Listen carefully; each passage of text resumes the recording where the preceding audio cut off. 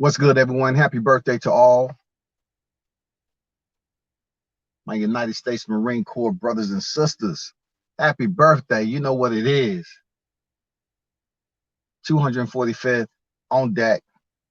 It's been a long time. But I want to give a special shout out to everybody who has served, who is currently serving, the fallen, and those who continue to battle every day, man. Salute to you. Give you a big hug today, man. It's one of those months where the Marine Corps birthday pops up, and then it's right behind Veterans Day. You know what I'm saying? So, you know, you can't do nothing but celebrate 2 days in a row. Because tomorrow it'll be Veterans Day. Today it's the 245th Marine Corps birthday. Simplified, hoorah. You know what it is. 20 on the slide. Been out 12. I thank God for the blessings, man. USMC all day. I got to give a salute, man, to the ones who I serve with. The fallen. The ones who I served with that made it. And the ones who didn't, you know. You are missed. You are gone, but you're not forgotten. That's real talk.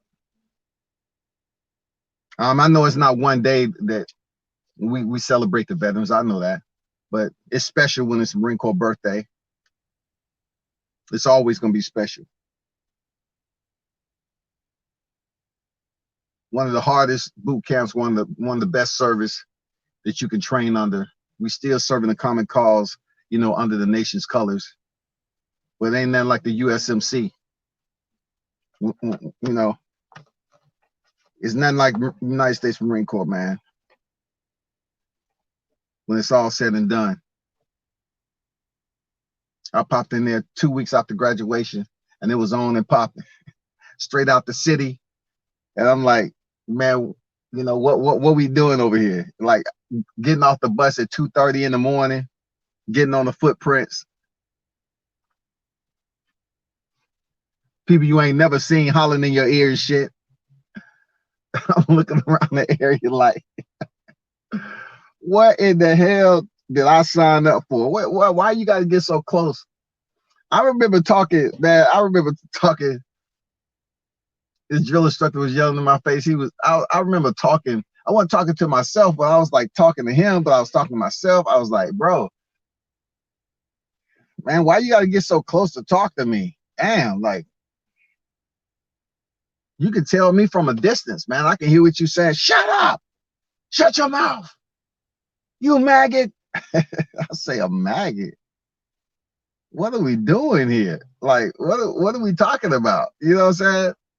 They was putting hands on you back then. You know what I'm saying? And I wasn't worried about that too much. Because I came from a strict household. So, you know, them putting hands on wasn't gonna be any worse than what I experienced growing up in the city anyway, you know. But the Marine Corps, the smell of the squad bay, get your heels online. Structured BDR every day until you earn your right to be called a United States Marine. One of the senior drill instructor's final lines when you're bringing in your new group of recruits to train. One of the last lines said, "We offer you the opportunity, the challenge to become a United States Marine. Now, when a senior drill instructor gives you command, you will get on my black line, put your heels together, 45-degree angle. Ready? I mean, God damn. Take me back to those days, boy.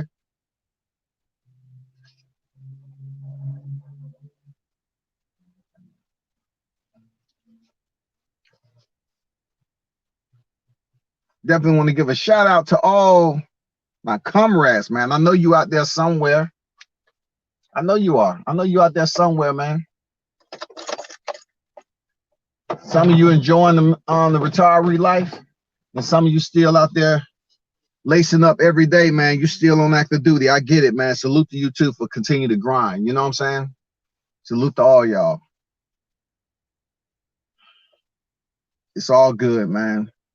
USMC all day. USMC all day, every day, for sure. 245th birthday on deck today. Tomorrow's Veterans Day. For those of you that support the service, I salute you, appreciate you. For 20 years on the slide, people.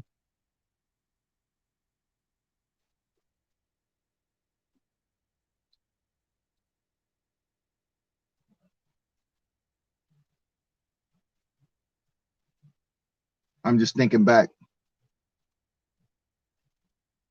on some of the individuals that's not with their family right now. But when they left, they was pretty sure they was going to return back. That's how we think. We're pretty sure we're going to return back, but we don't know. So when you leave for combat, it's a wrap. It's like that release point right there, and you gone. You over there for a year.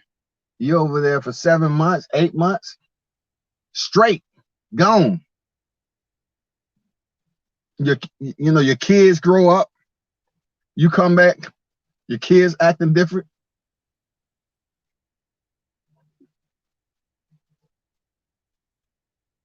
You have to look at, I remember looking at my son and say, stop playing with me. Stop acting like you don't know what it was before I left and what it is when I came back. Stop playing. Your kids be acting all different. They got so much more freedom. That's why people, when you hear people talk about military brats,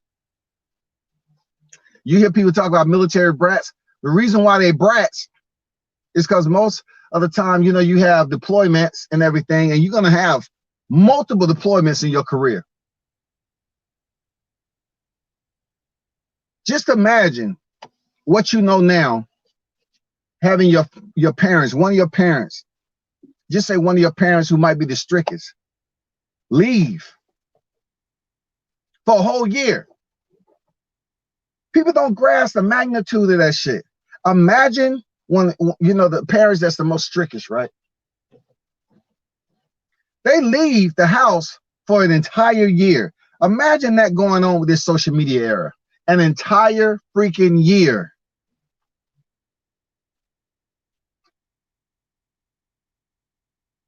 Gone.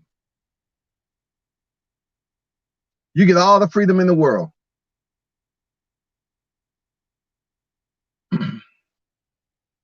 That's why they call them military brats, man.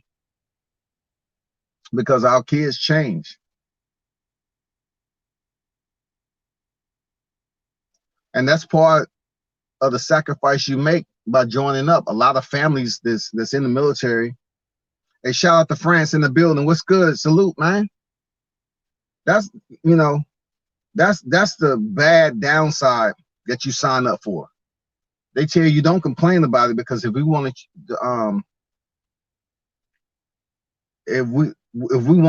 what they say, if we wanted your family, we would have signed them up too, or something like that. So basically, back then they was telling you, hey, we want you sign up, and then you have to deal with the rest. You deal with the family aspect of it.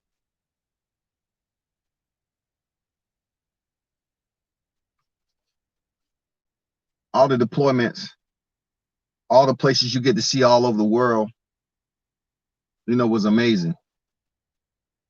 All the people you get to meet in the damn corners of the earth, man. Like, seriously, it's nothing like it. Seeing some of the most beautiful women you would ever run into in life. Spain, Australia, Hawaii, Japan, if you mainland. Some of the best places you ever run into, man, when it comes to combat sports, just cultural. culture, when it comes down to cultural interaction, you can't beat it. He said, happy birthday to all the Marines and the Marine Corps. God bless you, World Combat Sports. Enjoy your special day, my brother. I appreciate that, Franz. Appreciate you stopping through, man. One love to you, my brother.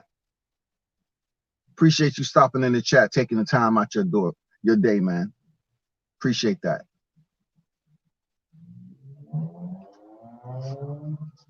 Because Franz, people think that we sit up here and think they owe us something. We don't.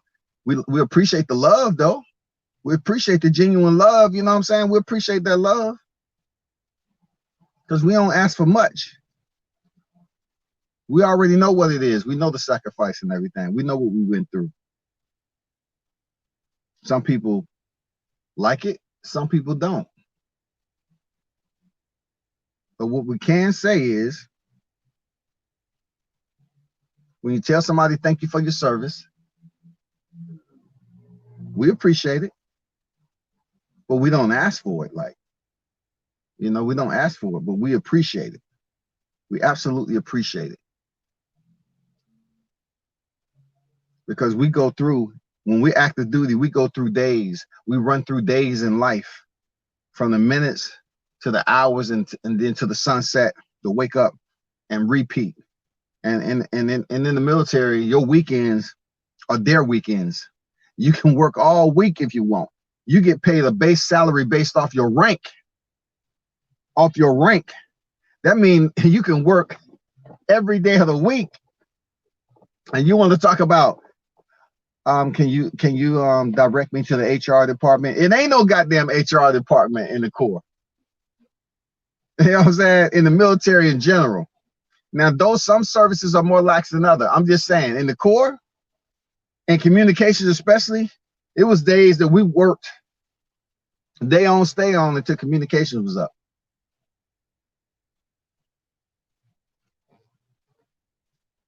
You don't go home until we greened up on the classified and unclassed side. However you got to do it, we need communication to the distant end. We need to make sure we're able to transmit messages back and forth. We need to make sure the users that's on the distant end are able to send traffic amongst each other.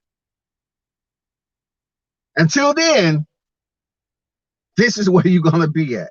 Like, all your stuff is in the squad bay. You got on the same uniform, sometimes the same drawers, all that.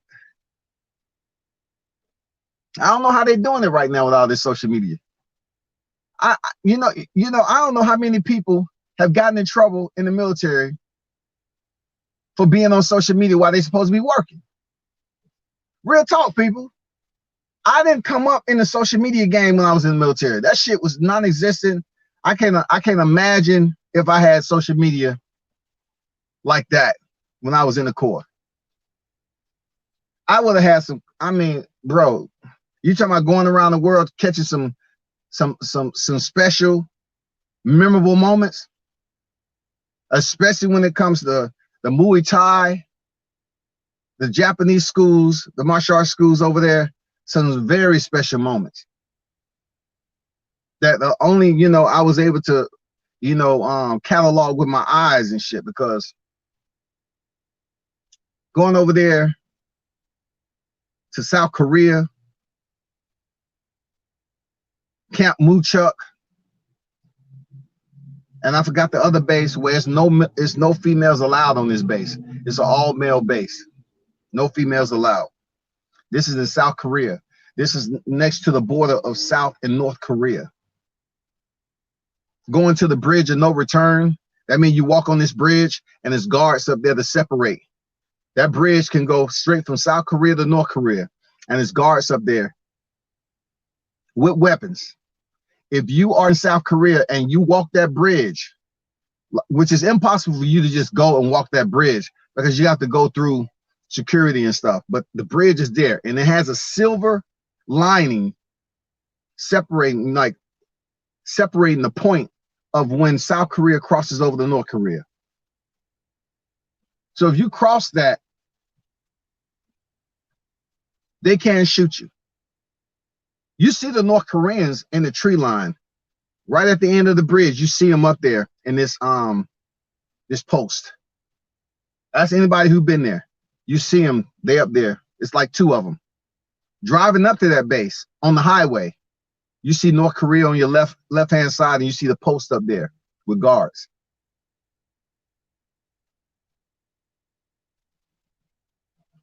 You see some amazing stuff, man. We all appreciate your service, WCS. We all in gratitude to you and the Marine Corps across the world. I appreciate you, man. I appreciate you. Like I said before, man, we grind till we don't stop because we have a duty, and that's just the way it is. You know what I'm saying? You get broken down over time. I mean, it's some people that put in 30 years, 25 and 30 years on the grind with, you know, deployment after deployment after deployment. What some people have to understand that needs to be corrected with all the deployments and sacrifice for our country. They need to definitely work on keeping marriages together, because marriages, look, don't ever, listen to me. Don't ever forget of how many families are separated and basically destroyed because of sacrifice they made to be in the military service. Nobody's going to complain about it because we decided and we make the choice to serve. But some of the most divorces, I'm talking about the highest count. We ain't talking about the ghetto. We ain't talking about damn HUD homes and subsidized housing and all that. People talking about they living off freaking the government and all that. Listen, when it comes to freaking broken homes, I say again, when it comes to broken homes, the military, period. It far supersedes what you see out here. Far supersedes. That's real life, man. People don't want to talk about that shit. But sometimes you have a reflection like, damn, it would have been good to keep the family together. But, you know, military life breaks families up every day. You leave, you come back, you might not have a family in your house.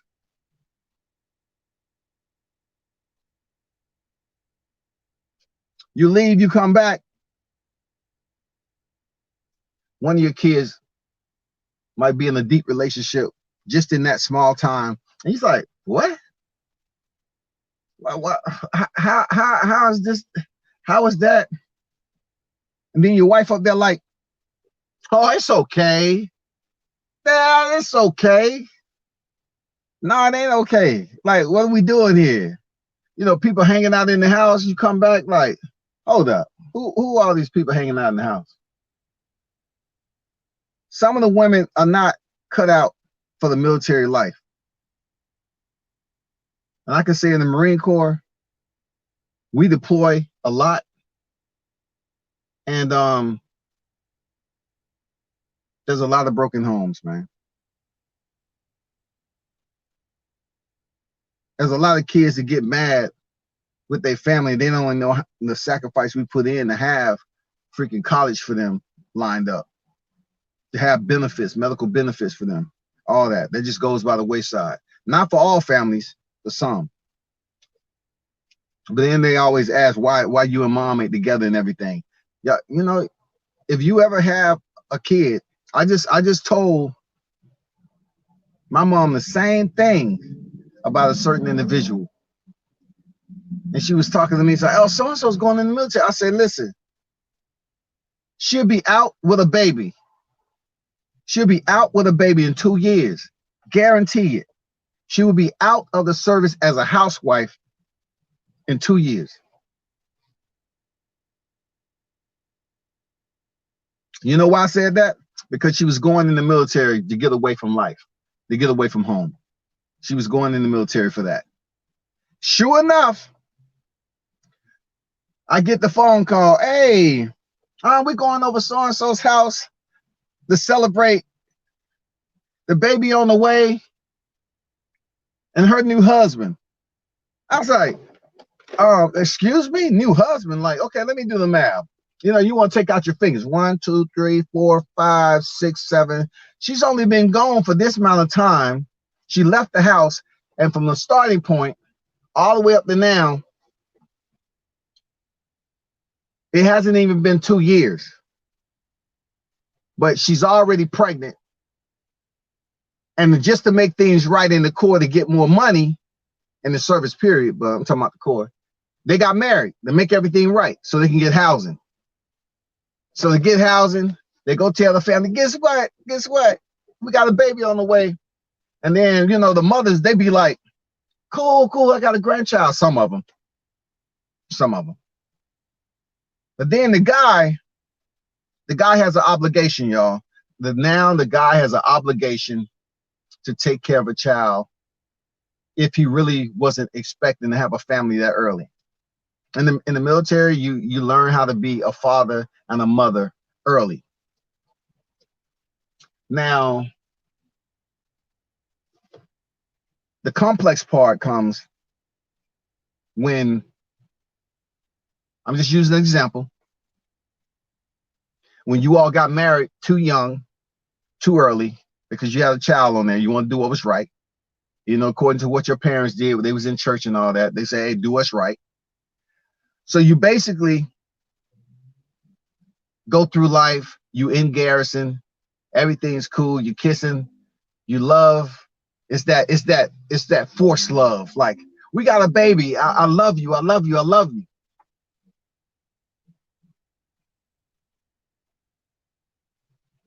Until you get that first deployment. That first deployment, people. That first deployment, when your spouse was not really acclimated to being able to take care of that kid on her own, and you're staying on base housing, that's where everything goes to the left. You feel me? That's when, as military men, we supposed to leave our spouse or a family member power of attorney.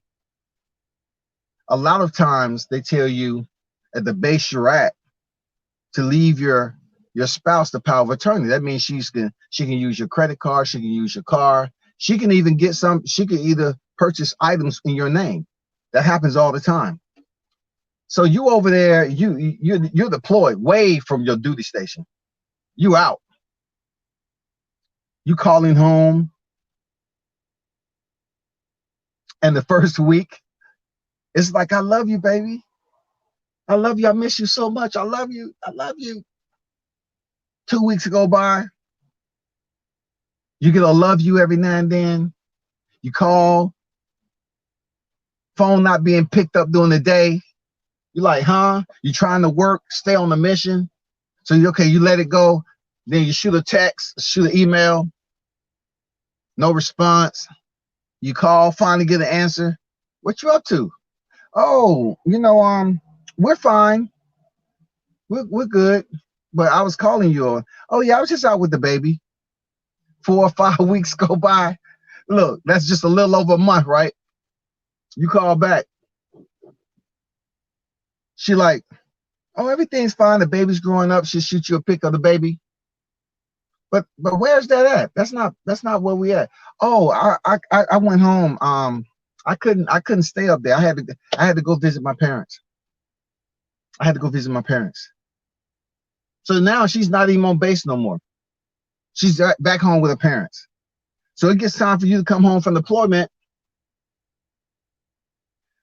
And guess what?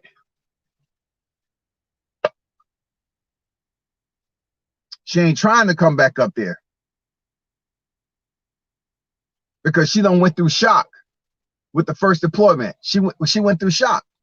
She wasn't ready for all that. She wasn't ready for it. See, I have to put the blame on us too as men, just like the women, because when we go to these duty stations, we meet so many women, whether they're military or in that particular geographical location. We meet so many women. And a lot of military servicemen end up getting involved and getting in a relationship. For the woman, they know that if they have a military man, it pretty much is security, it's health care, it's benefits. Man, I got 1,000 stories, you know what I'm saying? It's health care, it's benefits, and all that.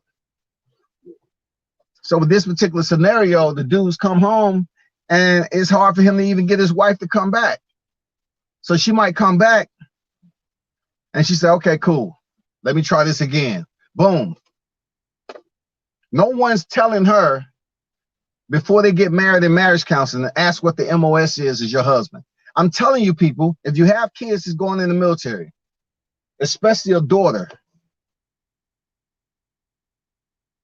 especially in the Army, Marine Corps, Air Force, Navy, if you have kids that's going into the military, if they're getting involved with someone and they say it's serious, and your daughter, because men don't go through this too much. You rarely find a man that's the spouse, that's the dependent. It's usually the female.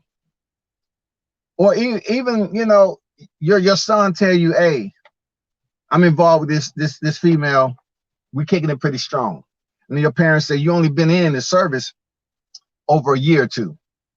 You need to ask, what MOS or what job do they have in the military? That's very important to know. Ask them, what job do they have in the military? It's very important to know that, because sometimes the parents don't understand the job. They don't ask. If he tells you he's a grunt and he's infantry, he's anything dealing with deployment, weaponry, heavy arms,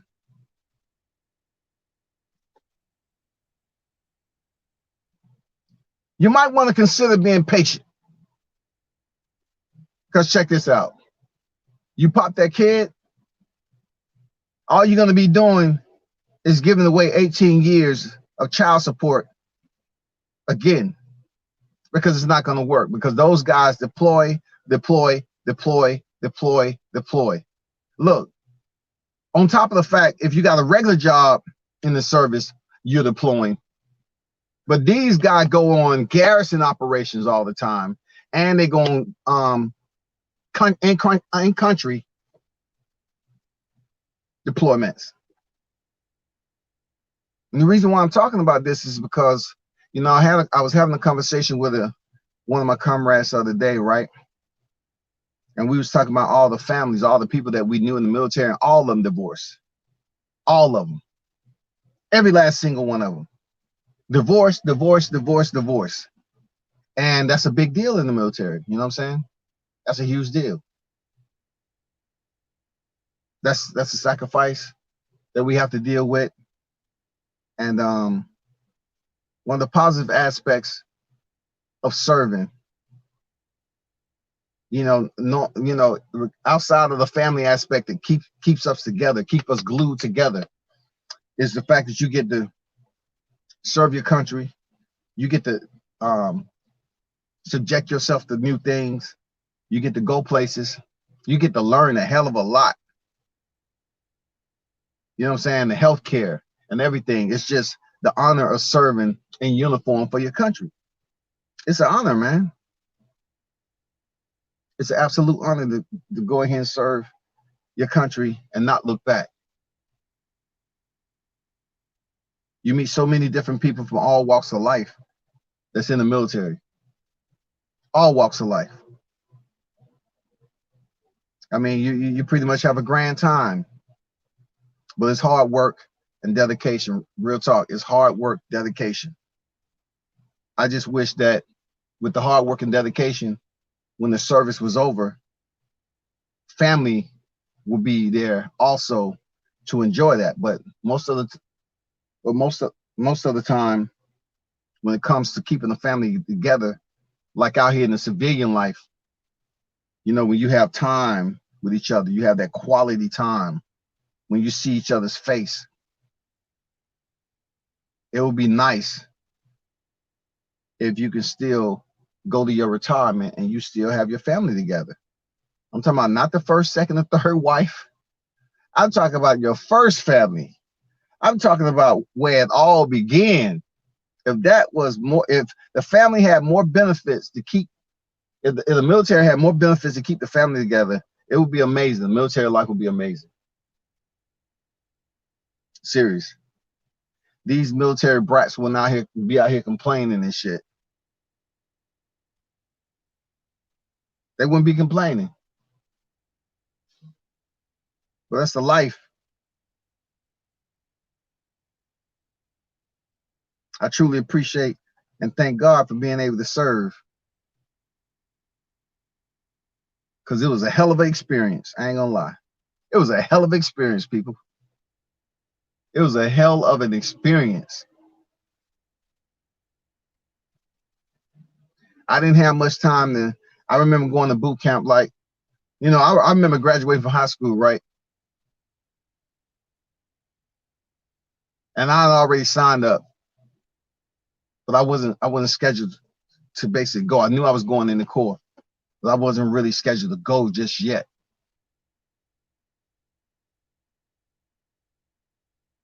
Until my pops did something.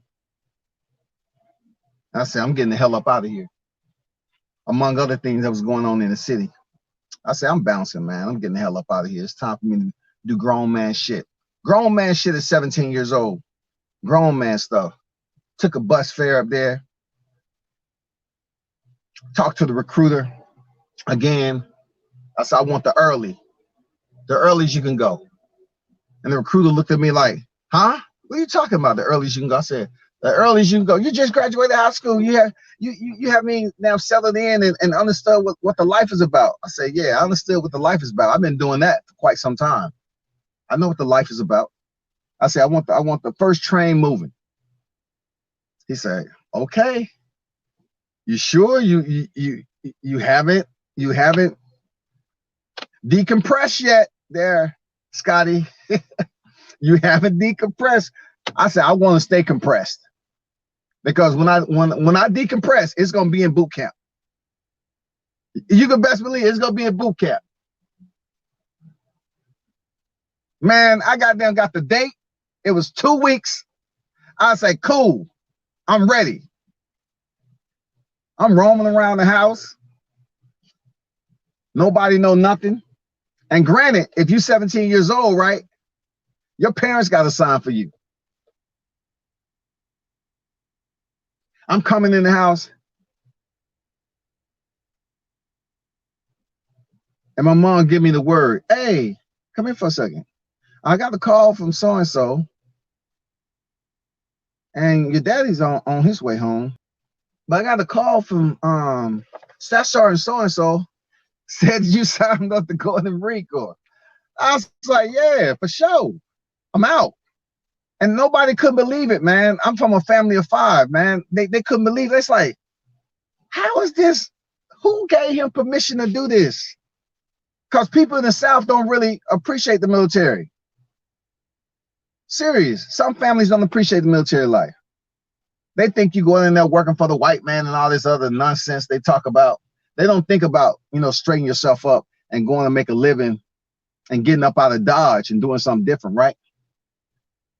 Pops rolled through the door. He said, I need to come out here and talk to me. At that time, it wasn't no talking. He was like, what you doing going up here to the recruiting office? Who gave you? I said, listen, I'm out of high school. You've been telling all of us you'd be glad we get out the house. I'm out. I graduated from high school. I'm done. Gone. Peace. Y'all will see me. And they just couldn't fathom the fact that, damn, he about to go to Marine Corps boot camp and nobody in that house had anything to do with it. They didn't know anything. They didn't know I even had plans to do it. Nothing. They just like, why? Why the military? Why you just go up here and do this?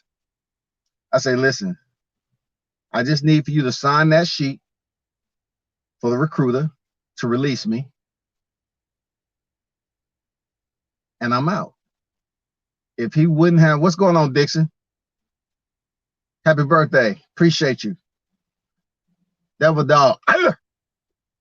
So I said, Dad, I need for you to sign that. If he wouldn't have signed that shit, listen to me. If my pops wouldn't have signed that release for me to go, I would have been in the system. Point blank, period. If he wouldn't have signed, the people I knew at the time, what I had go, I would have been in the system. Absolutely. Because he didn't want to help me out with college. None of that. So then the time is ticking away. The rumor mill is going around the church. And people really acting like I did something wrong. Like I couldn't understand this southern mentality. Like it wasn't hardly anybody in that church, period, who went into the military. It's just like I'm supposed to graduate and then become a deacon of the church. Deacon White, we welcome you, appreciate you. I know you're the youngest deacon on the board, but hey, we're glad you're here to share the word of the Lord, word of God. You're not going to get any pay, but we just want to keep you firmly rooted. I'm like, people look at me like, is it true? You going into the Marine Corps? Why did you pick the Marine Corps? I heard they're crazy. Why would you want to put yourself through that? I'm looking at these, I'm like, stop. I don't have time. Really, I don't have time to be cussing people out right now. Because I was in a bad mood, man. I was in a bad mood of what my pops did. Not just once, but it was time for me to get up out of there. So when I got the call, the recruiter's gonna come pick me up, I went on the loneliest bus ride. The loneliest bus ride. Man, he dropping the bass, boy. They must got them 12s in the back. They dropping that bass like thunder. Anyway, and let me give you a little process on how the Marine Corps transportation works when you go to boot camp.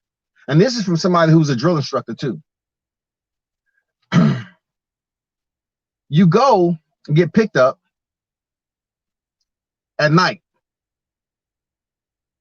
And you know, this is how naive I was. I say, man, I'm kicking around and shit. You know, I'm good. And then the recruiter called me, hey, I'm gonna be by the house to pick you up at around 9 o'clock.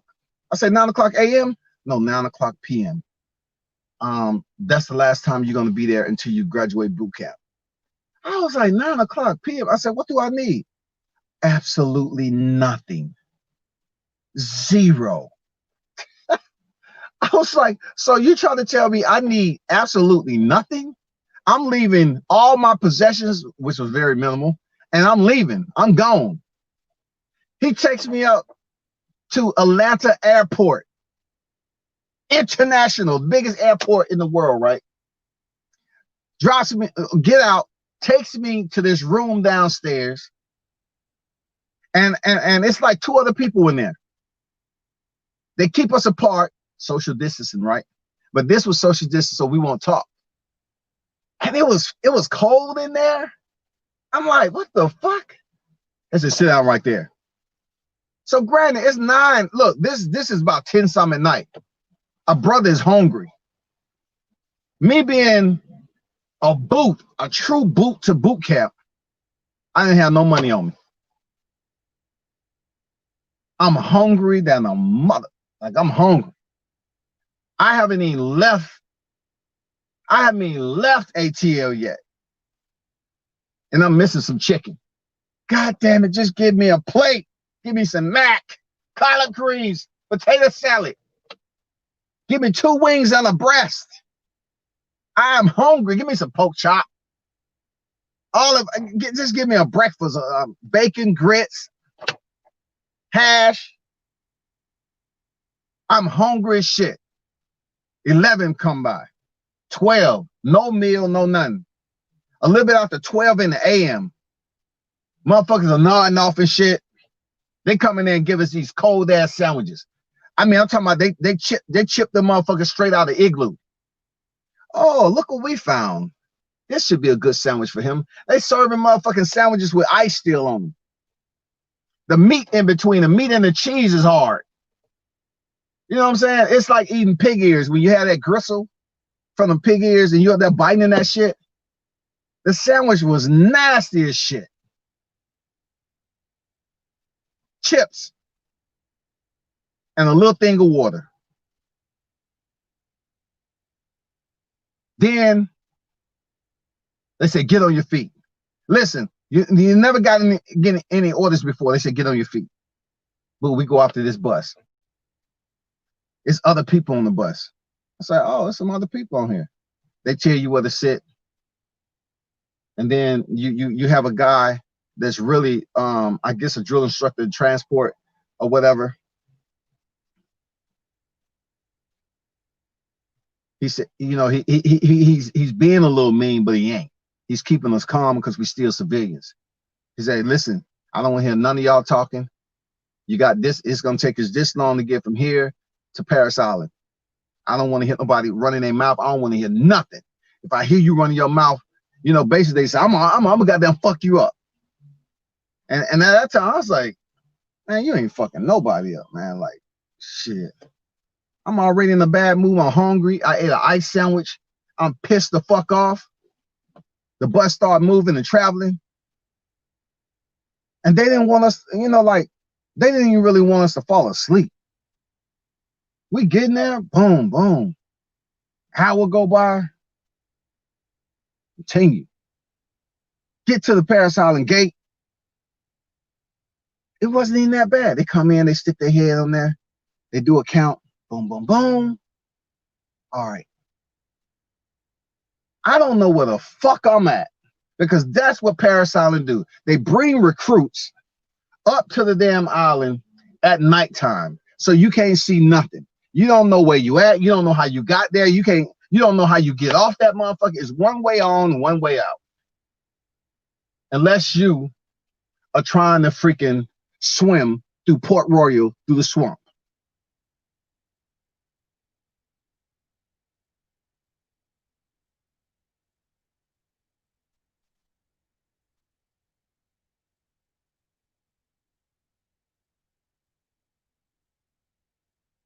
The bus goes up from the gate.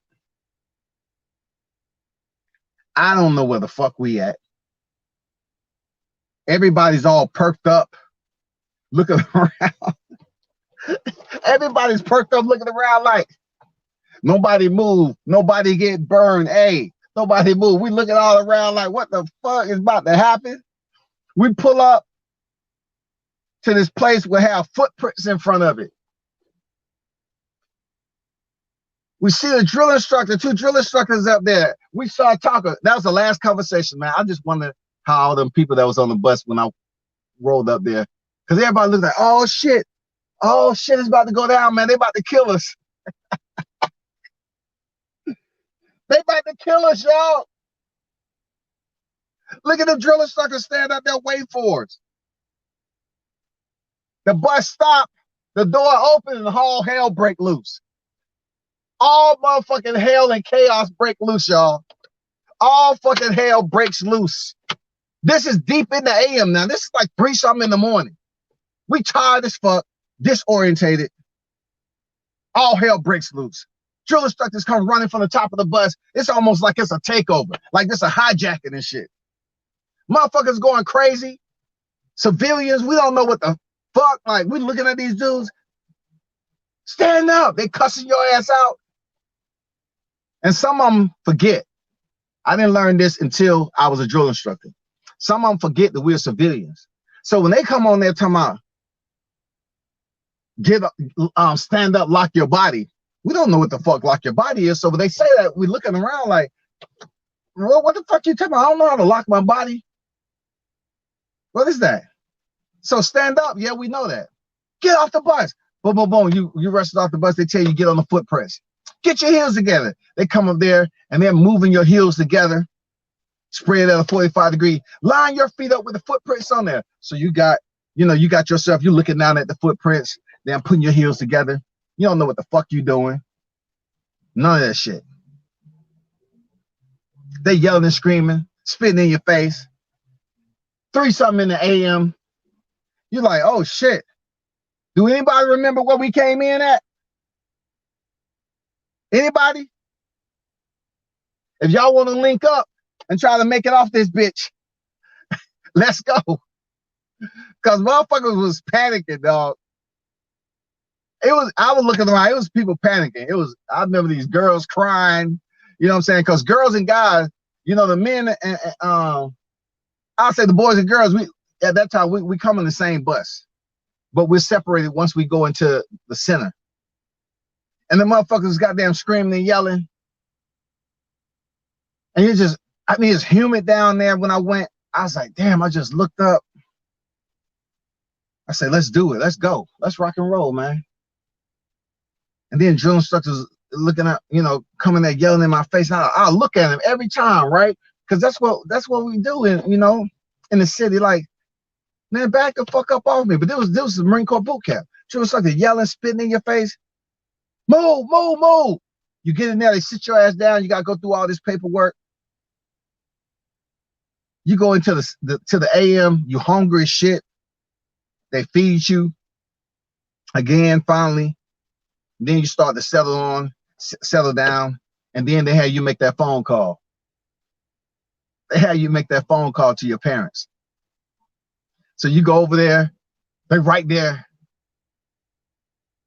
You got a minute. Call your parents. Tell them you made it safely. Hang up. I'm dialing. Back then, we still had landlines. Boom, boom, boom, boom, boom. It's early in the morning. So, you know, Pops wasn't home. Pops at work. I said, hey, how you doing, Mama? I'm just letting you know I made it. She said, made it where? I said, the boot camp. Bye. I got to go. Boom. So that was the last time I talked to my mom for a while in boot camp, man. You know, I ain't talked to my dad hardly any, man. You know, I mean, that's just the way it was. But the training shit started, like, foreman can be rough, man. They was on your ass. And, you know, a lot of drill instructors went a little bit overboard in foreman, because the foreman drill instructors are the beginnings, the phase one of getting the civilians changed over into camis and start kind of getting you acclimated to the transition of being a Marine. So therefore, once you get in there, you change over your uniform, you get all your gear, and they give you a bunk in receiving. They have a day set up at the end of the week for which these drill instructors are going to turn you over to your training drill instructors. 2 different groups. Even though we're all drill instructors, the foreman drill instructors take it much easier on you than what you're about to get again. You're about to go through hell again. You went through the hell when you got there in the bus stop. That was light. That was to give you shock value. And then you have like a Saturday when you are dropped. You are dropped to a platoon. That means a foreman drill instructor brings you into the squad bay. You never see your drill instructors, at least that you don't know, because some of them go take a peek at their platoon. They want to see what they about to get. And I'll tell you a little later on that, but they drop you to your platoon. They bring you into the squad bay. And you're like looking all around. We still goofy and shit. Oh, man, this looks like a squad bay. This is what we seen on TV. And you're semi-marching. You're walking over there. You're finally leaving the receiving, going over to the training battalion. They take you upstairs, all on the first floor, whatever. Put your gear down, they assign you to your bunks. And then you sit your ass in the middle of the squad bay. You wait. You're sitting on concrete, ass hurting. You're like, God damn, dog. Like, man, it's no TV, no nothing. It's training. And everybody knows when a training platoon comes on deck, because at that time you had on tennis shoes. So it's up to the drill instructor to teach you step by step on how to get you ready to move as a platoon. That's the whole process. So you sitting there, and the drill instructors from foreman, they already know what's about to go down. Recruits up there picking their nose. Yeah, man, I miss home. I miss my girl. Little do he know, he don't have a girl no more. She's done, gone.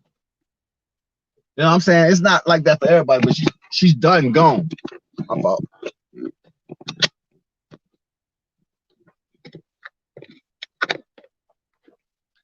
His girl is no longer, right? So then the series commander is going to come up there and say, hey, listen, recruits, listen, sit up, put your hand in your lap. Everybody. They tell you to sit Indian style. All right? Stay that way. Just relax. This is boot camp. You're in the first phase of becoming a U.S. Marine. This is foreman day 1. We're about to introduce you to your drill instructors. He walks away. Boom. The drill instructors march out in front of the. You're like, oh, shit. It just got real up in this motherfucker. You're looking at the drill instructors. Damn. The motherfuckers tight. Uniform tight. Hey. Motherfuckers bright face. Boom. The senior drill instructor takes the lead and start giving his drill instructor speech. It was one time where I could give you the senior drill instructor speech. Believe that, verbatim. It was a point in time, y'all, in life. The drill instructor, the senior drill instructor is the one that's over the platoon. He's the black belt. He starts giving his speech. He's not really going ham on the senior drill instructor is the big daddy. He's not really going ham on the boys yet. He's giving his speech. Boom, boom, boom, boom. And not until, we don't know it, but not until he say, we offer you the challenge, the opportunity to become a United States Marine. Now, when the senior drill instructor give you the command, I want you to go and put your heels on my black line and stand that position of attention. Thumbs on the trouser seams, head and eyes to the front, and your mouth is shut. Do you understand me? Look, the tone. Do you understand me? And the recruit's like, yes, sir. Do you understand me? Yes, sir. And you start screaming this shit. Yes, sir, I understand. Yes, sir. It's no I in boot camp, right? So the recruits be saying, yes, I understand. I understand. So when I give you the command, I want you to put your heels on my black line, thumbs on the trouser seam, head and eyes straight to the front, mouth shut. Ready. Move. At that time, when he say ready, move, life change. The drill instructors are on your ass. Like hyenas to a lion and lions on the hyena. It is all out mayhem. And this is the real mayhem. This is the real mayhem that goes on for hours. Like they give you the blitz. They get you online. Enough for the series commander and everybody that's waiting around, because a lot of people on deck when the platoons are dropped, right? A lot of people on deck. They do what they do. They lock your body. You stand in position. They in your ear. They screaming, yelling, blah, blah, blah, blah, blah. It's all out stress, stress, stress. Motherfuckers start to cry. Oh, God, what have I did? I am truly beneath myself. Father God, I apologize. I have truly fucked up. I can't take this. You have motherfuckers putting their hand up. Sir, this recruit, I want to leave. Really, you have recruits wanting to quit. You have recruits wanting to quit. Right then.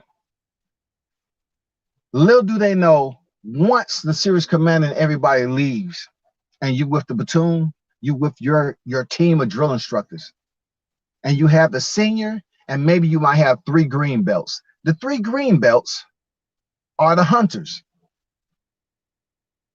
They're the hunters. The green belts are the one that's on the attack. That's when you start to get what they call, they put you on the quarter deck and they push. They have you doing all sorts of exercise, back to back, running back online. And look, they'll have you like, look, the fastest damn 100-meter time right now is like 9.5 or something, right? You'll be 100 meters from your position and shit. And they want to say, get online. And you running, and they start you off 3, 2, 1. Nope, get back. Too slow. What? Goddamn, it's 100 meters, man. You gave me 3 seconds. You gave me 3 motherfucking seconds, dog. Man, you sweating like a motherfucker, like time. Look, life has now changed for you. The shit is on a whole nother level of darkness. You ain't thinking about nothing except doing what the drill instructor is saying. So you know, as days go by, you get used to it. I mean, it's stress, it's more stress, it's stress. You go into the chow hall, you have like, motherfucker, I can't even remember eating in boot camp. You go to the chow hall, and the drill instructor tell you outside of the chow hall, say, hey, you got 5 minutes to motherfucking eat. And see, my last name White, right? What do you think happened to me? Going in alphabetical order. That's just in the beginning. Alphabetical order. I go last. I put 2 forks in that motherfucker. Get up now. Put that fork down. You're done. I'm like, shit. What are you doing, White? Get up, White. When I say you're done, you're done. I'm like, I'm trying to goddamn talk to this motherfucker. Like I'm alphabetical order. I was behind, you know, I was back here with the W's, and when I sat down, I saw the steam coming up off my food. I was putting 2 forks in there, eating. You learn real fast. You learn motherfucking fast. When you get your food, you hurry up and sit your ass down and eat like that's your first meal. Boom, boom, boom, boom. Done. Over. Days kept going on, drill instructors yelling. They get to a point when you start to really fine-tune yourself, and you know the routine, you know what's going on. But yet the drill instructors turn it up. And then you have some drill instructors don't like you. It was plenty of time, you know, had drill instructors down here, you know, that'll get you behind the rack. You got to clean up and feel there in the morning when you come back, because you have a basic daily routine every fucking day. Cat'll whisper in your ear, I'm gonna make you quit, boy. I'm gonna make you quit, nigga. I'm gonna make you quit. And me being from the South, like, it was a point in time when I first heard that word. It didn't bother me that, you know, to that fact that I never heard it before. It was how close they was in your face telling you. So, you know, I turned to that motherfucker. I wouldn't say anything. What are you looking at? Lock your body. Do you understand me? And then they'll make you say, yes, sir, like 15 or 20 fucking times. And then they'll send you back to what you was doing. They say, you still upset, boy? You still upset, boy? And then I just got to a point, right, where he was yelling at me one time. It was out in the open. He was yelling at a lot of people. I still know his name. I'm not even gonna say his name. I still know his name to this day. He was yelling out there, and he was in my face. He was spitting all in the front of my face, man. And I can just think about what he was saying behind the rack. So he was so close to my face, so I turned to the side, and he turned to the side with me. So that's when I stuck my arm up there. You don't supposed to touch drill instructors. So he touched his arm. I mean, I put my arm up there and touched him. I said, back up, man. Back the fuck up off me. I'm tired of you in my face talking that down nigga shit all the time. So recruits look, you know, you have what recruits like, damn, he calling you nigga too? I said, and they was afraid to say something. I said, man, back the fuck up. He said, you put your hand on the drill instructor, go on the quarter deck. You kicked out. At that point in time, I thought I was kicked out of boot camp. Real talk. He said, you kicked out of boot camp. You got there and put your hand on me. So I'm sitting on boot camp right then. I'm in a zone. It's done. Like, I'm not thinking about nothing else. I'm ready to go.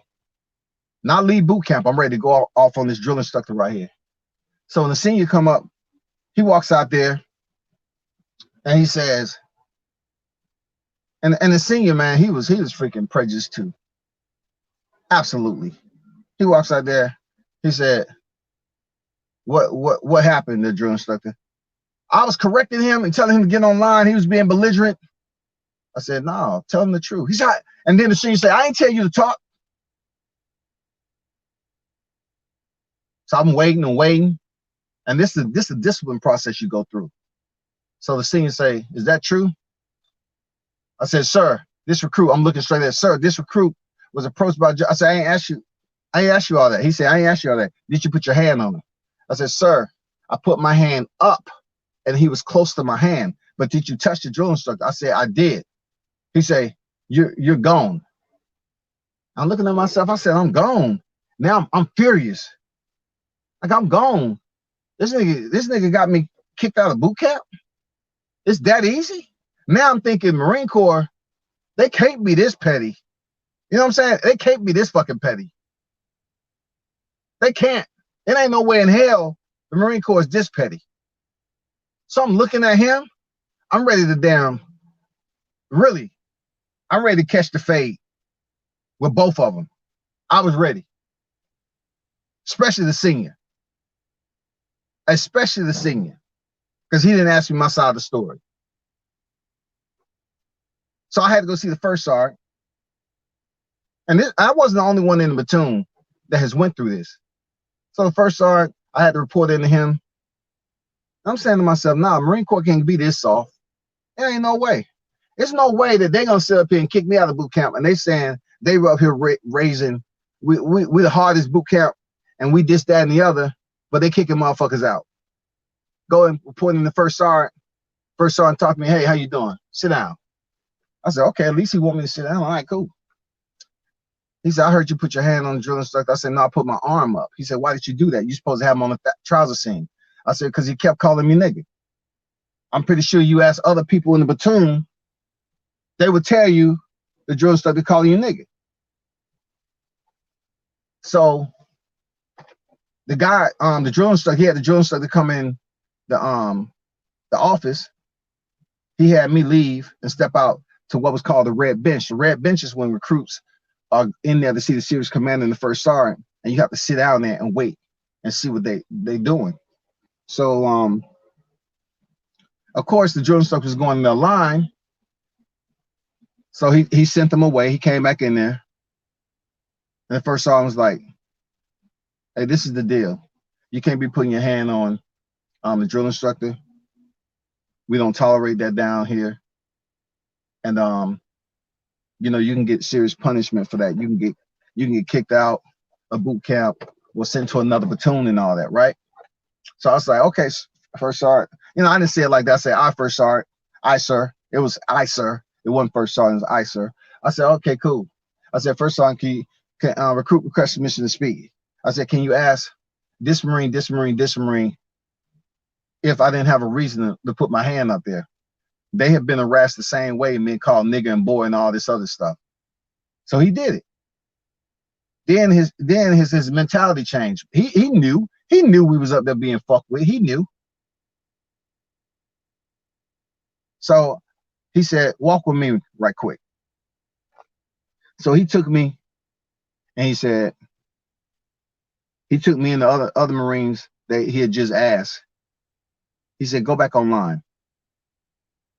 So this is what I like about what the first sergeant did.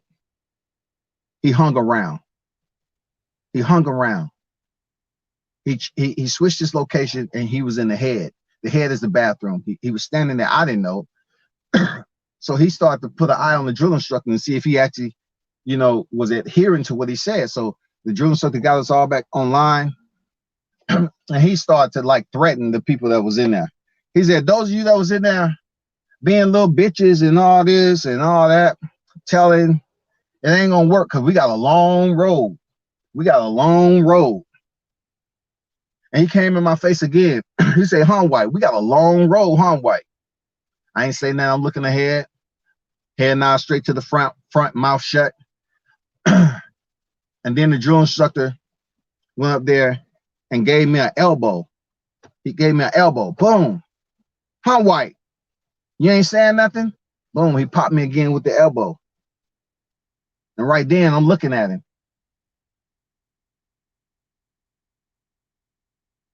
And believe me, it's no more talking at this time. It's no more motherfucking talking, boy. I pivoted out on his ass. I lost. I said, let's go. Let's go to the gear locker, drill instructor. Let's go. Let's go. He said, you out of control. You dropped from the platoon. You go this. I said, let's go. Put them hands up. And the platoon started to come offline like it was a schoolyard fight. I said, let's go. None of them other motherfuckers would step up. This motherfucker got away with so much. I step out. I said, let's go, man. Let's go to the gear locker. The platoon don't have to see it. Let's go to the gear locker. Shit is over. I'm done. Fuck everything. You tapped me in the chest twice. First sergeant coming there. Drill instructor, come here.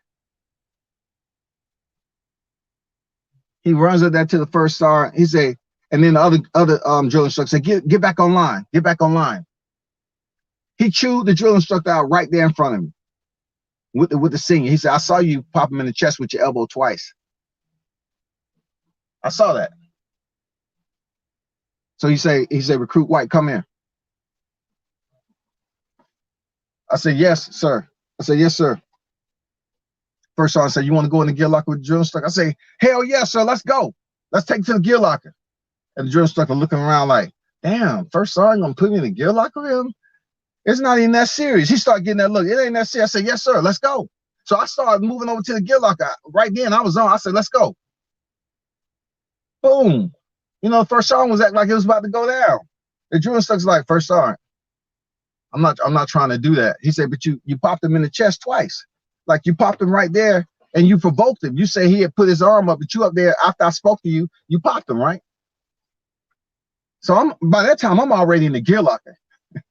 I have on my pants, t-shirt. We good. We don't have shit to take off, man. It's nothing to take off. There's no blouse, no nothing, man.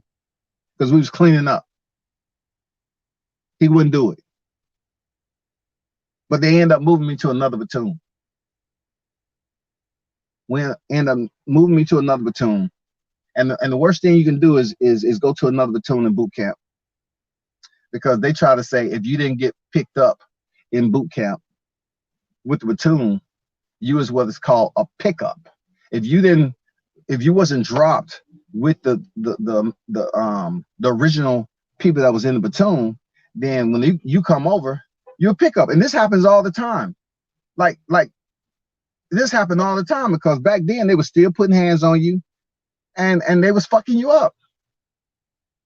So I remember stepping in there, man, and the guy that was appointed at the head of the platoon, the recruit, he's supposed to be like the best recruit. I went over there to the platoon and you hear like, oh, that's a pickup. That's a pickup. So I put my shit on my foot locker. I get ready to train. And then we get ready for lights. The guy comes over there. I forgot what his brother was from. I totally forgot what his brother was from, though. He said, man, I just want to welcome you to the platoon, man. I heard what went on over there. This platoon is different. We have a different type of unity. This is recruits you need to look out for, this, that, and the other. So we had one squad leader that didn't get the message. Squad leader is the 4 guys who are in charge of each squad, 1st, 2nd, 3rd, and 4th. So I was cleaning up the bathroom. I was cleaning the toilets, of course. I'm the pickup. It happens all the time. All the recruits was cleaning the toilet, but you know, they gave you head detail. Head is the bathroom for all you, you know. In the military, we call it the head. So you got detail, you clean out the pissers, the toilets, and all this. And this squad leader was on me. He came over there and kind of kicked my boot. He said, boom. He said, hey man, you need to move a little bit faster. I said, okay. And then came back, he kicked my right boot. Hey, pick up. You need to move a little faster. So when he did that, I stood up. I was looking down at him. I said, motherfucker, you kick my boot again, man. I'm knocking you the fuck out, dog. I'm already in the mood to fight anyway. And then the guy came around the corner and he said, White, what's going on, man? What's going on? I say, man, this squad leader kicking my boot. And I like the guy. I like the guy, man. He should have been the guy. Real talk. He said, oh, is that right? He said, it's so-and-so, you fucking with him? He's a pickup. After I just talked to him, he said, okay, cool. So we went around the corner where they was cleaning the shower. The guy had all this shit locked down. I was like, wow, this dude is organized. He said, hey, man, pay attention over there. Pay attention over there. And by that time, a brother had a pretty decent boxing. We went in the shower, and the guy was like, okay, squad leader, if you got anything to say to White, this is where you get off at, period. Let's make it happen. And I was like, damn, this shit actually gonna go down. Is this a setup? We had on, we had nothing but time. We had on boots and everything. We good.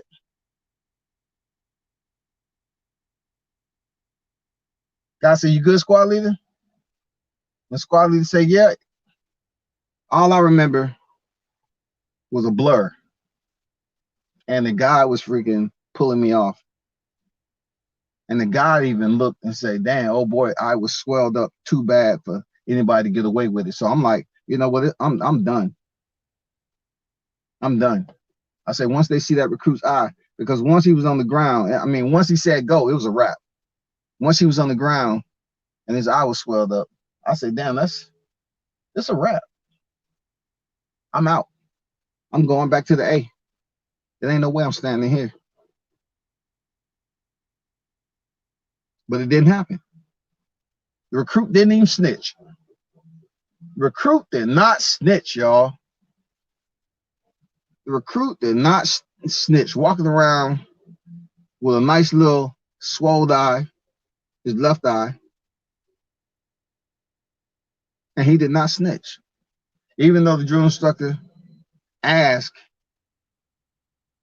how did you fuck your eye? What's went on with your eye? And he was like, so-and-so slipped and fell. That was the normal down there in boot camp. Oh, I slipped and fell. And drill instructor said, stop fucking lying. What happened? The recruit slipped and fell, sir. You know, that was like the norm down there, man. But that was one of many on what went down there at that time, man. They were still hitting you in the chest, slapping you. Man, you had to goddamn hold your ground, man. It was some prejudice shit. But overall, boot camp wise, the shit was a challenge. I loved it. I loved being in the heat of battle, man. Puga sticks, all that shit.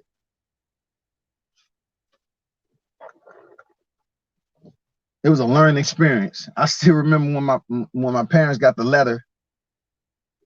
They say, oh, it's okay. We're gonna come up there. The drill instructors, I heard they yelling at. I said, man, y'all the parents, man.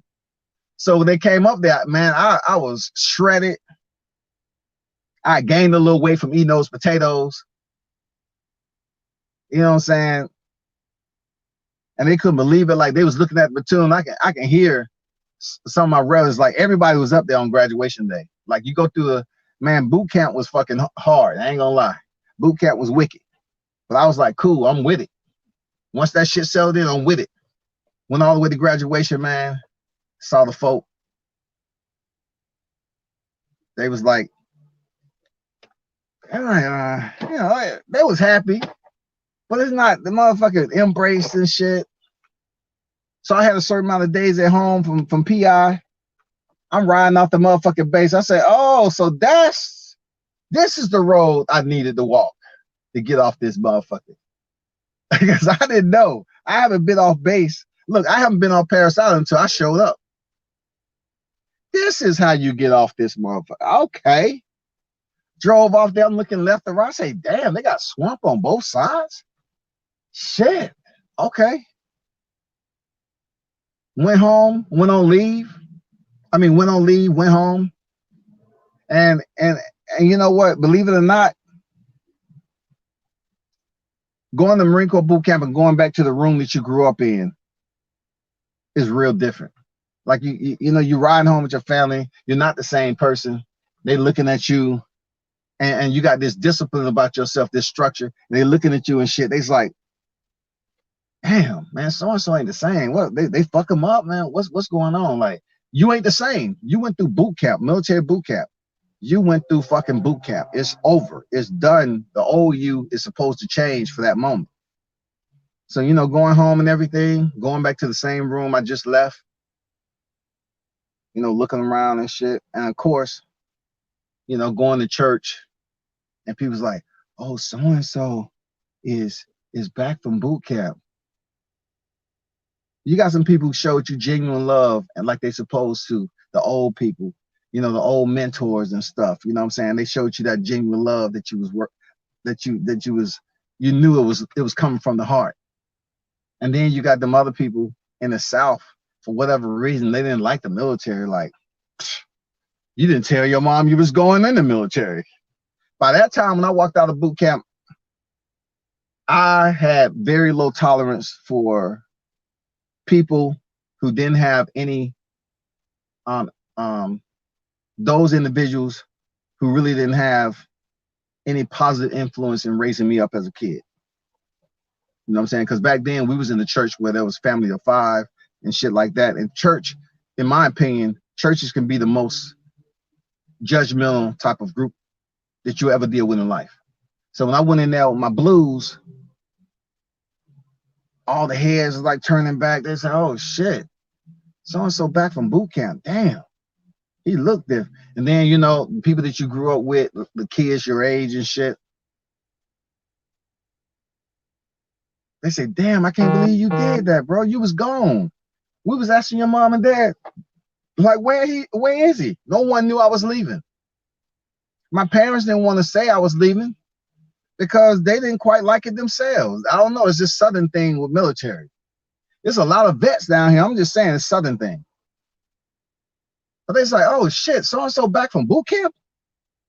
What the fuck? How is that?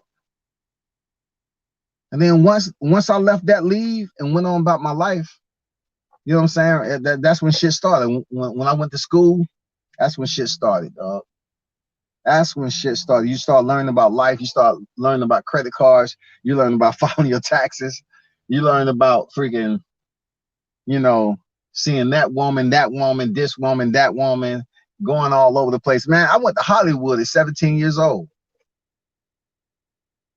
I found out that I could take a bus ticket to Hollywood, and I was cutting hair, y'all.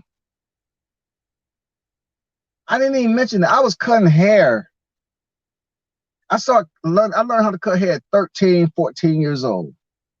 I learned how to cut my own fucking hair, and then I was cutting other people's hair, right? I was cutting hair in MOS school, and I was making so much money to the point where they shut me down, man. Not before I made me some money, though. I was taken away from the barbers. Because look, those of you that's tuned in, you know why I was making money. Because the brothers wanted the what? The brothers wanted the fade, dog. The brothers wanted the fade. They was giving us these ugly ass bowl cuts. So when I would fade my shit up, I was in formation, take my cap off on purpose. Then the brothers looking like, the brothers looking like you got a new pair of limited edition Jordans on this shit, man. He's like, damn, man, what the fuck?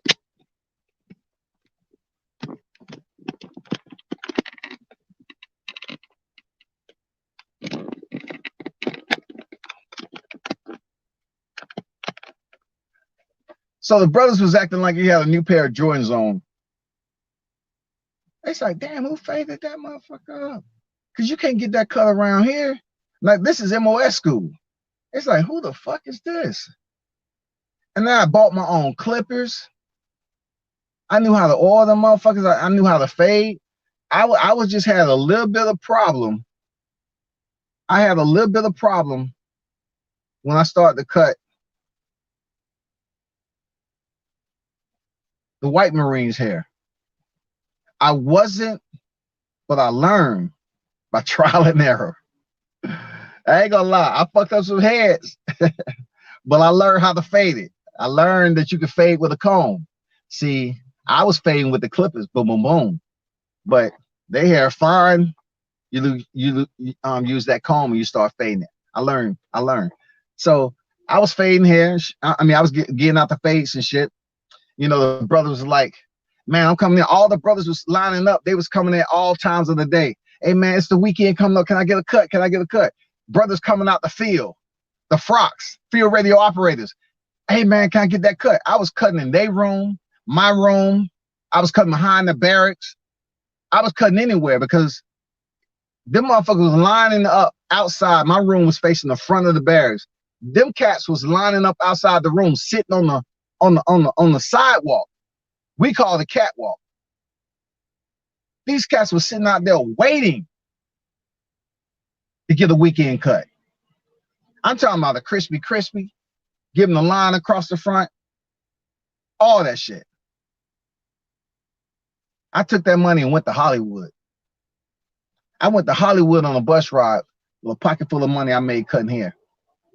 When I tell you that was one of the most eye-opening experiences, I paid to get in a club where you had to be 21. Anybody who went to Hollywood back then, it was Hollywood Live. And this is further as I'm gonna go with this story. I went to Hollywood Live when I was only 17, close to 18. I got in. I paid this guy, this runner. Got me in. That's when I first seen the club when they was doing some of everything in there. Sex, all that shit. Like, it was one of the hypest clubs ever. It was just like I'm looking up at the club because I ain't never been in no club before. In the A, I was too young. I'm like looking at around this club. I was like, damn, looking at the women, how they was dressed. I was like, shit, I'm up here young as fuck with a pocket full of money, got money in my sock. I got money every fucking way. I say, oh shit, this ain't gonna go good. I had my own hotel room. So you already know what happened. You know, I had the runner, you know, they was looking at me like, hey, we know you from so-and-so. They could pick a Marine, right? I had a fade, so they didn't know. But they knew I was clean shaven and shit. They said, man, I know you're in the service, man. If you need anything, let us know. We pretty much know, blah, blah, blah. So I started dancing and shit, man. Ended up leaving with a female, but it was drugs and stuff and all that. And then I got a tour of Hollywood. I had this runner taking me all around Hollywood, showing me all these places. I even got pictures, man. I was taking pictures next to all the damn luxury cars back then. There's no cap. I just have to freaking take a photo of them on my phone and put them out there. I got Polaroid pictures of me having random people take a picture of me next to these cars. It's crazy. I bought my own camera, and I goddamn was taking pictures next to these Mercedes, these sports cars, and all that shit, y'all. Hollywood was crazy. Seeing Hollywood out the city, coming from the South to Hollywood was amazing. You know, seeing all them females dressed the way they was, man, I was like, damn, I'm in heaven.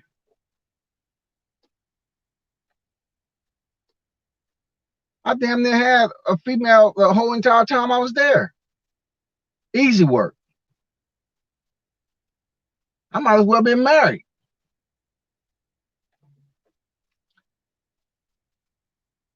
But those were absolutely good times finding out how it is to be an adult, man. You know, the women, how you move. You know, I really thought I was gonna, you know, be one of those Marines who say, okay, you know, people telling me, hey man, we want to do this, man, open up a barbershop, this, that, and the other. I said, I don't want to cut hair like that, bro. Like, you think I want to stand around and cut hair? I did continue to cut hair around base, and that gave me a supply. You know, I was able to make extra money that way.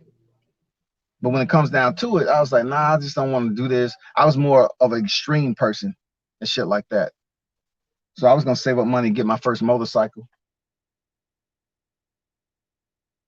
I really wanted to go back to running bikes on the street. So overall, man, the Marine Corps, that experience was crazy, bro. You know, the first part of it was a blur. Met a lot of good people. You know, got into combat sports. It was good, man. It was real good. Boxing was the first though. Shadow boxing. You know, with Marines, we freaking train anyway, any given time. It wasn't no mitts. You use your hand. You put your hand up there. Boom, boom, boom. That was the mitts. Pop, pop, pop, pop, pop, pop, pop. That was the mitts right there. And then, you know, practicing kicks, no pads, called body hardening. That shit was the truth. But anyway, man, I'm not gonna extend this any longer. I appreciate everyone who stopped through. J.A. Dixon say, yeah, everyone thought it was going to go get sent home from boot camp or made it go straight to war. They thought I was crazy. Yeah, man. Oh, okay. So you were in the service, man. Salute to you. Thanks for your service, Devil Dog. If indeed, for sure, man. Yeah, man. The fade without the line. You know what it is, man. You know what it is, J.A. You know I ain't lying when the brothers, real talk. Real talk, Jay. You know what it is. I was so dumbfounded. Like dumbfounded in the mug. Like I asked a barber, I said, hey, listen, I want to pick up a pair of clippers and edges. Could you please show me in the right direction? He not only showed me in the right direction, but he actually purchased them for me. I paid him. He said, you good with these? I say, so what about, he didn't think I knew. I said, what about the edges? Can you adjust the liners? So when I give him a cut, their line is crisp. He said, well, to be honest with you, you're gonna have to, it's better for you to save up some more money and get another set of liners so you can zero them out. You can ball them out with that. And then you know the blade stays sharp, so you can give them the line with a different one. And then you have your other set of clippers where you trimming them up and everything and putting the guard on there and so forth. So I ended up first getting the 2 pair, and then I got the 3rd pair. I was set. But just the look of the brothers, once I took my cap off, dog, man, I mean, they didn't know about the brushing. I had like this brush.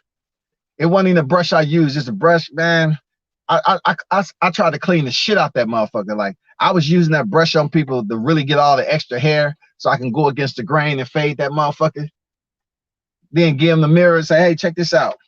Them man, they used to leave that room like, oh shit, I'm tight. I'm going straight to the E club. I'm good. Word got out, yo. Word got out so bad. It was so good, but it was so bad that they had to talk to me. Like the barbers was hating. The barbers was like, that's why during the pandemic, I was trying to show the brothers how to cut their own hair. It's nothing like learning how to cut your own hair. It's nothing like it. All you need is a basic guard, man. According to how your hair is. The brothers was lining up. It got so bad, like, you know, when lights were supposed to be out, we was going out to the side of the barracks or whatever the case may be. And these motherfuckers was getting a haircut outside. Like I was cutting dude's hair outside without a chair. It didn't even fucking matter. Like I was taller than most of them anyway. But it didn't fucking matter, y'all. Like they said, hey bro, just give me a bowl. I said, no, man, I can't do you like that. I'm not giving you a bowl. I'm gonna fade you up real nice, man. Don't worry about it. I'm not giving you a bowl cut. I hated bowl cuts. I goddamn take that motherfucker, ball their ass out, boom, boom, boom. Then run that comb, ta ta ta ta, ta ta ta ta, ta ta ta ta, comb that shit down, pop, pop, pop, pop, pop, pop. Start fading that, brush it, trim up, continue to, you know, blend that from the line, the fade line, and blend it in. That zero, you know, to the dark, light to dark. Comb it out, brush it, go to the top, Tell them to stay their ass still. Stay your ass still, man. Goddamn. I need to get this line straight. Boom. Line them up. Make sure it's straight. And you can tell the brothers that lived in the barbershop, because it's like, hey man, don't push my line back. I say, bro, I know what you're talking about.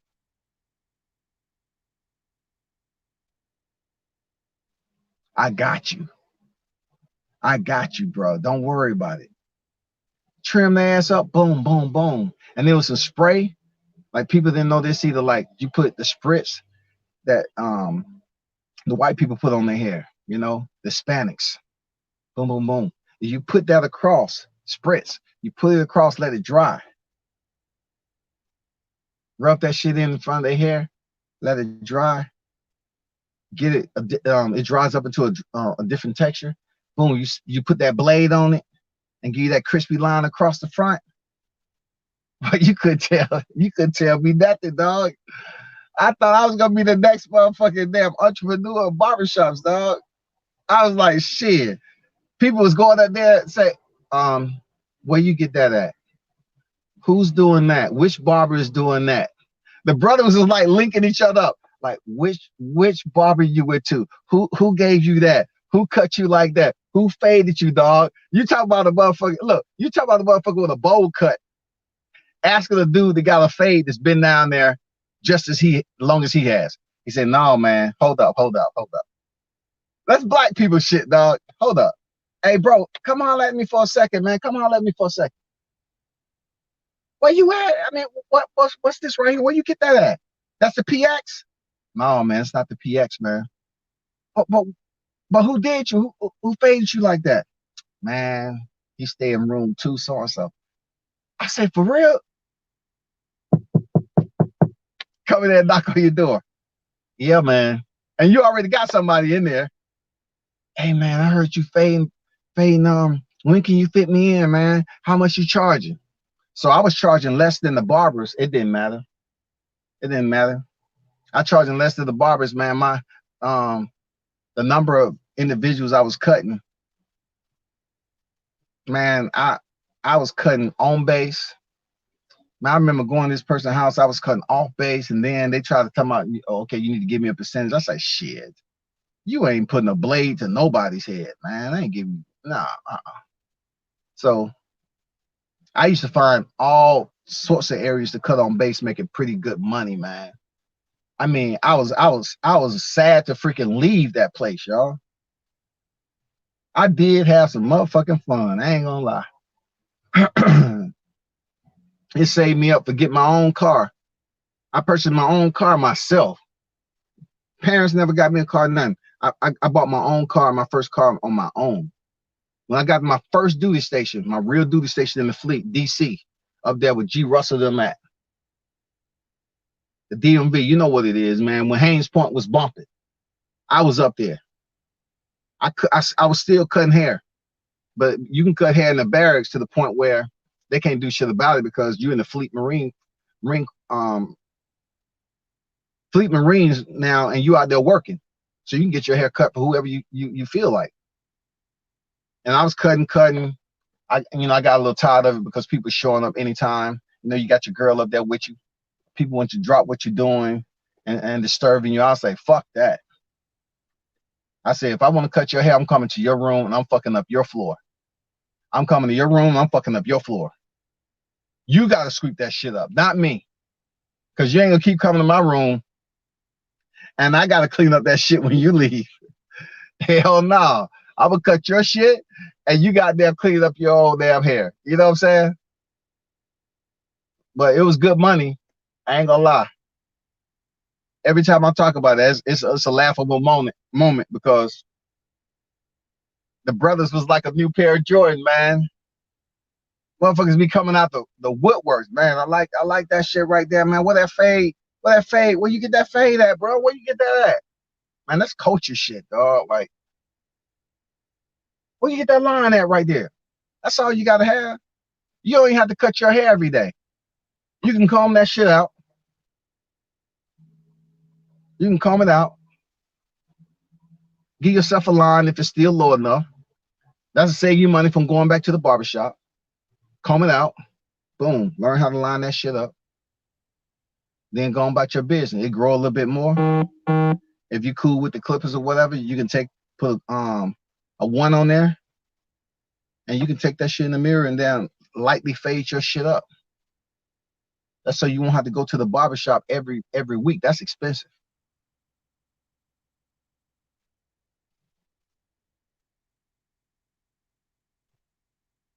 That shit was cool though. But y'all know what it is, man.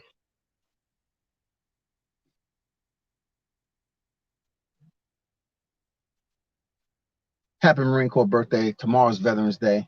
Of course, I'll be back on later to talk about this boxing. I want to talk about the Terrence Crawford situation and Kell Brook. Of course, Terrence Crawford and Kell Brook situation. My man Josh Grid Jr., he's getting back in there. And then you have Andrew Maloney. I know he's stepping back in there with Ramos.